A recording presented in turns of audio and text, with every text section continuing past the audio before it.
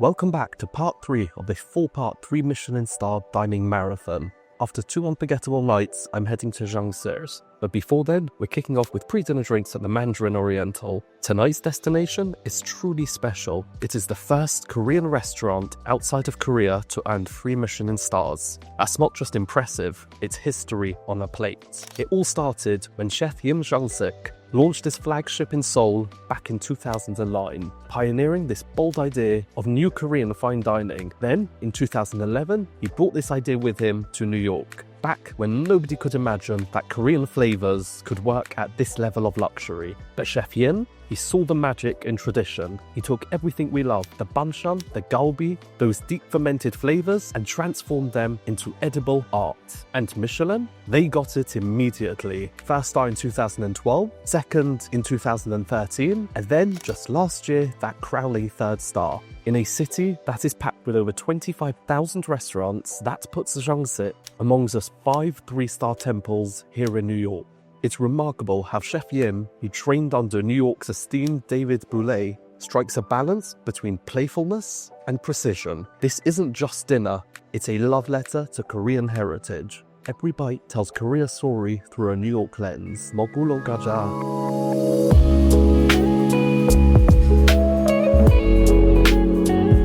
There was a single menu option, a 9-course tasting menu priced at $295. On top of that, there was an option for 3 different supplemental courses. I just decided to take one of them. Extensive wine list as well, in pretty thick file.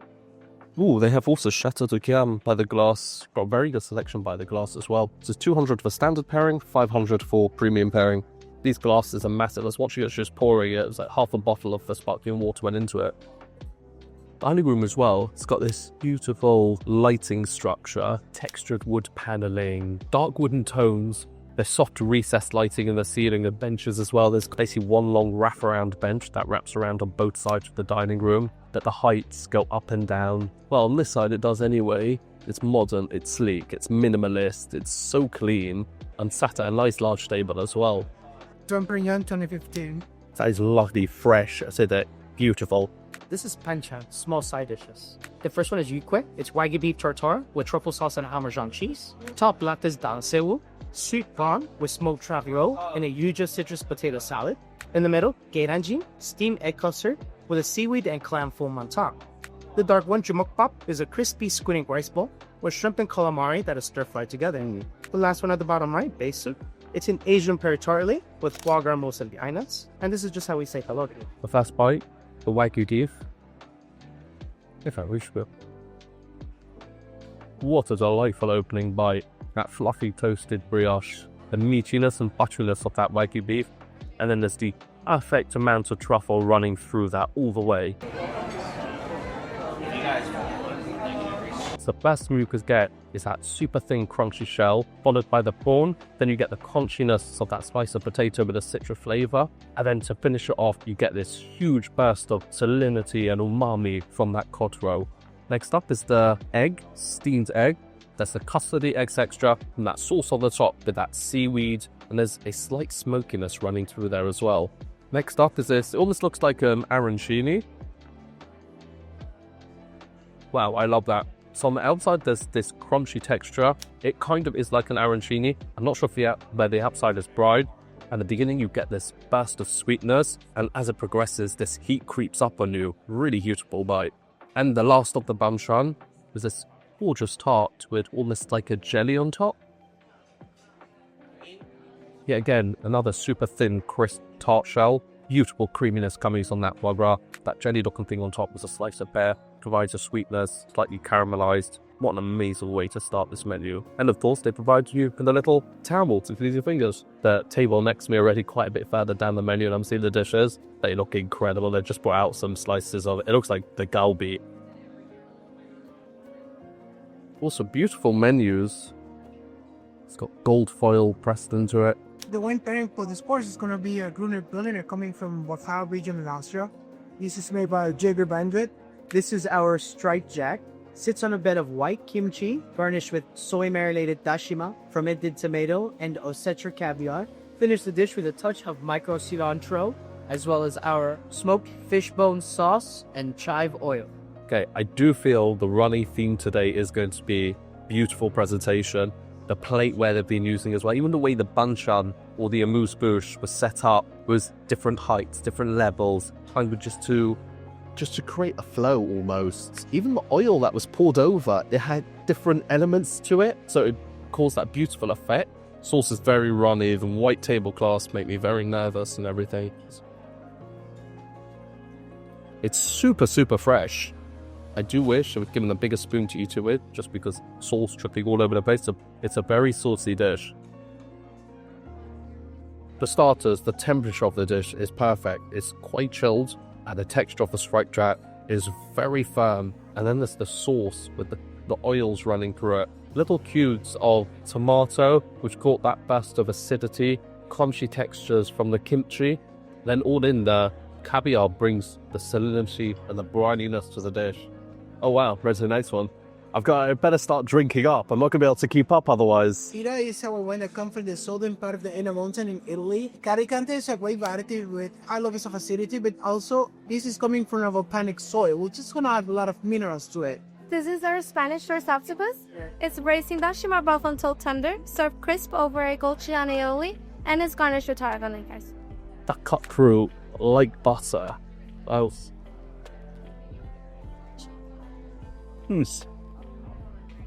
That puts a smile on my face.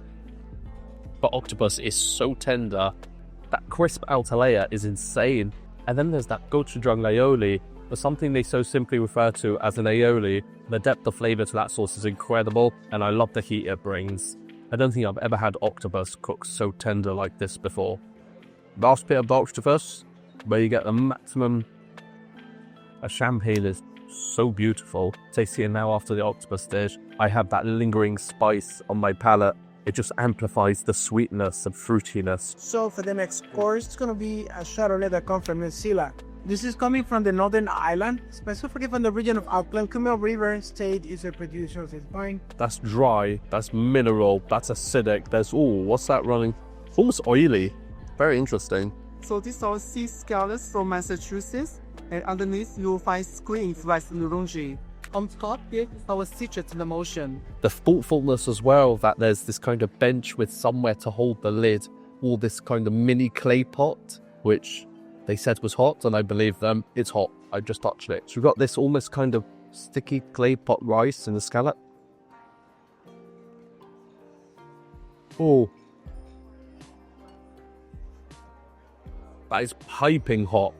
Firstly, that scallop is cooked to perfection. Has this lovely, bouncy, springy bite to it. That citrus emulsion poured over top brings that acidity, the freshness, and there's so many different textures of the rice. There's some of the regular cooked grains, and then there's the ones that are stuck to the side of the clay pot. It's got this really extra crispy texture to it. Opali Chateau Coutet is a white wine that comes from the southern part of Bordeaux, from the South Terrace. Semillon with Sauvignon Blanc. Chef has prepared Icelandic Arctic char, which is first cured in a blend of citrus with ginger and herbs. It's then finished over bean time charcoal. We lay it on perilla sauce, finished with smoked trout roe, fermented tomato, and chive oil. It just completely melted on my tongue. It's fatty, the crispy skin, that emulsion is everything. The creaminess and herbaceousness running through that, and that skin is crisped to perfection. Impeccable, impeccable flavours. I've just got so much to look forward to because I'm sat pretty much by the entrance to the dining room, and so I see all the dishes from all the other tables passing by me, and just see so many unique, interesting, amazing pieces of art almost passing by my table, and I know I'm going to be getting that as well, so I'm looking forward. Wait, we're already up to the bibimbap? They're speeding through this meal. Are they also turning tables here? I've been there an hour, I'm already halfway through the menu. I do feel like it is a little bit fast. Takes a little bit more than 20 years to finish a well cooked. In this edition, the champagne is aged for 8 years on the list. This is our yasi urchin bibimbap. Have the sea urchin from Hokkaido, Japan, with the yasi with curry rice, quinoa, and kimchi. Just like a traditional bibimbap, our chapla kitchen is everything different. So we just got the signature bibimbap, traditional Korean rice dish with a lot of toppings and different vegetables, and they bring it beautifully presented, then you mix everything up together. The famous bibimbap. Wow. As soon as a spoonful hits your tongue, the first thing you get is that beautiful oceanic creaminess. Then comes all the various textures, the crispiness of the rice, the quinoa, and those slight strands of kimchi running through there. It's rich, it's creamy, it's decadent. There is a lot of sea urchin in this dish. As much as I'd love to order the truffle dish, I am starting to get a bit full. So the gimbap. And then the galbi. I don't think I'm going to make it through this crew though. They give me a pair of tweezers. The Cinconto is gonna be the wine for the next course. It's coming from the northern part of Italy, in the region of Barbaresco, had a Monzo. Okay, I can't keep up. I'm struggling with the wiser. Yellow quinoa served with a crispy seaweed cylinder, our seasoned truffle rice, soy marinated yellowtail that's garnished with green chorizo and green pepper powder. Oh wow, this feels delightful. It's warm. So you kind of got a rice roll with seaweed. That's quite intense seaweed. And then tweezers. So you take a piece of, you put it on top like that. You take a bite.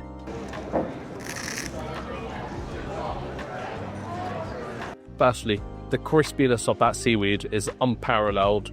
I'm not sure what they've done to it. You get that soft, chewy texture of the rice, the acidity of the vinegar running through it, and then you get the yellowtail. It's fresh, it's sweet, the texture's beautiful, a slight herbaceous mintiness coming from the shiso on top. I love this. Even kind of the way they put a piece of parchment paper with a clip for you to hold it. With some kind of pickled vegetable in that kimbap as well, which is providing a crunch and acidity. I'm noticing that earthiness and nuttiness I would normally associate with truffle.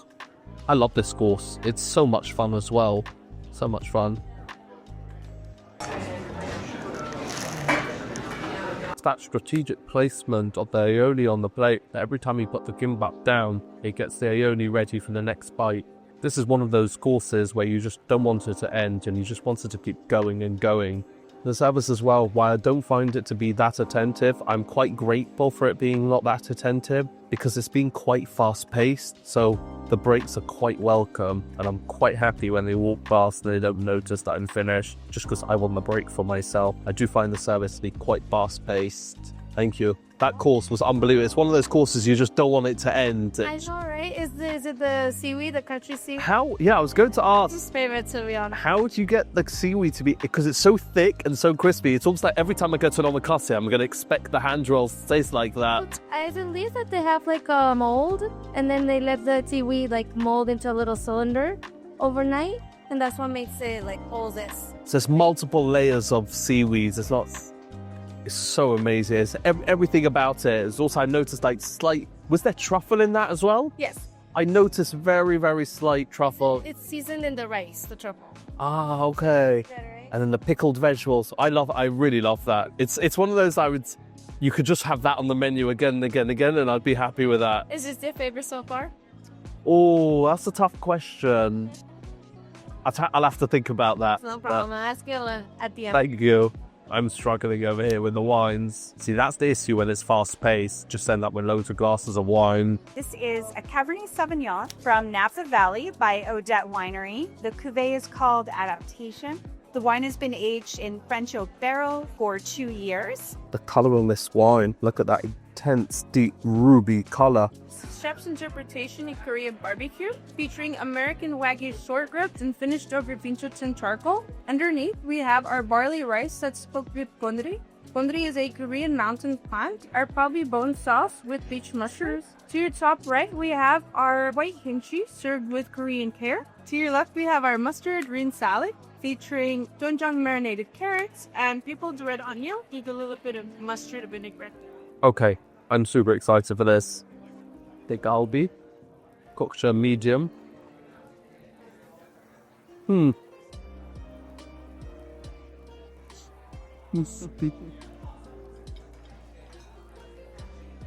flavour from that beef is insane.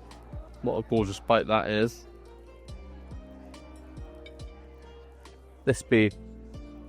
I know they say it's the chef's take on Korean barbecue. I've not had Korean barbecue that tastes like this, let me tell you this. If Korean barbecue tasted like this, I'd be there more often. That beef is magical. It's soft, it's succulent, it's fatty. The beautiful sweet glaze on that too. Pair that with the acidity and the pickle from the mustard, the crunchy vegetables. This and the kimbap, by far my favourite dishes so far. This is one of those courses where you don't want it to end, you want it to keep going. I'm going from the beef to the kimchi to the salad. Also to note, no bread course, and I'm not missing it at all. I'm really enjoying this adaptation from Napa Valley. It's very heavy and deep. That with a galbi though, beautiful. This dish features halabong, lovely Korean winter citrus fruit. Similar to orange, the dish has a base of halabong pulp along with segmented pink muscat grapes, both of which hiding underneath a lime and grape granita, finished with a scoop of halabong sorbet and lime zest. Personally, I would compare more to a mandarin than an orange because it lacks any of that tartness and sourness, and there's only sweetness coming through it. So I recognise that bottle anywhere. So we are at the final wine of the pairing, Chateau de Chiam. Beautiful orangey tinge. Thick, syrupy, sweet goodness going on there. The alcohol is not noticeable at all. The amount of sugar running through this wine is incredible. Our Gui Harabang, translation into Stone Grandfather, an image and likeness of the volcanic statues that inhabit Jeju Island. This statue will be made of black lean mousse filled with a hazelnut cream, a roasted rice ice cream crusting over yellow puffed rice, and to the edges are wedges will be made on sesame and hazelnut. This dessert is a work of art. I don't want to destroy this, but we're going to have to do it. Bye-bye. Bite of everything. I'm loving the sesame that is running through this dessert. So many textures running through there as well. There's a really crispiness from the rice. There's a lesser crispiness coming from a biscuity texture. There's a smoothness of the ice cream. There's less of a smoothness, more of a grittiness coming from that statue, from the black bean pastes. There's only one way to describe that in the whole. The perfect Asian style dessert where it's not too sweet, perfectly balanced. That being said, Chateau de Chiam had all the sweetness. There is our kodu vaja. It's a Korean pastry, also known as a walnut cake. Just red bean and pastry filling. It kind of looks like a walnut shell, the way it's been presented. Again, it's one of these Asian style dishes, so the sweetness is a very mild sweetness running through that. That was served warm as well. And now onto the petit fours. They're very intricate and they're very small bites. On the left, that's me cookies koyakpa, topped with honey and maple syrup. And it's our Kenzi kanfa. And for the final bite of today's meal, this berry mini macaron, it's coffee time. Ooh, very hot. That is so hot for Nespresso. I'm not sure what's going on there. Okay, I've just noted as well that when I got served the scallop and rice dish, they faced it the other way, so that when I'm eating it, my hand wasn't over the lid. But I've only just noticed it now because the tables next to me have got it the other way around, and I'm looking at it and it looked wrong to me, and I realised they faced it the correct way. I've got to give kudos to them for that. 20% being the minimum service. America's a crazy place when it comes to gratuity and service. With the extra course, a few additional wines and service included, today's total came to just over $1,100.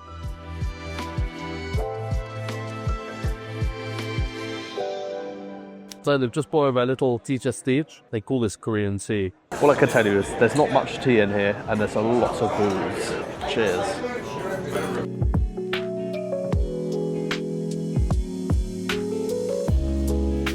So we have just finished up at Jungsik. What an incredible evening tonight. The space itself, from the beautiful textured wooden paddling to the wavy lines following from the ceilings and onto the back benches, to the modern centerpiece light fixture in the main dining room, to the beautiful floral arrangements and to the minimalist table decor. It's a really comfortable spot to be sitting and enjoying a dining experience. The service for me was fairly mixed. I would say 75% positive, 25% not. The pacing I found to be a little too fast. The wine and the courses were being brought to the table faster than I could consume them. At some points, I just wanted to breathe. I just wanted to be able to take the time to sit there and enjoy the wine. It got to a stage where I was sitting with 6+ glasses in front of me, and I ended up just telling them to take quite a few of the glasses off the table before I was even finished the wines, because I just couldn't keep up with it. With that being said, the service was warm, it was friendly, I don't want to use the word attentive because, again, at times it was attentive, at times it wasn't. But in a way, I almost enjoyed the non-attentiveness / relaxed feeling of it, as that was when I got a break to make up for the fast pacing. I quite enjoyed the times where they weren't so attentive and they weren't so noticing of what was going on, as I just got to sit back and breathe and relax for a little bit. And finally, onto the food. From beginning to end, it was exquisite, it was interesting, it was adventurous. For me, it was exploration of so many new flavours, textures and combinations. I loved every single bite from the moment I sat down till the moment I left. The highlights tonight for me were the kimbap and the galbi. Don't get me wrong, every dish was amazing, down to the signature sea urchin bibimbap. Every single bite was exquisite. The next time I'm in New York, this is a place I'm going to come back to just for the food and the flavours alone.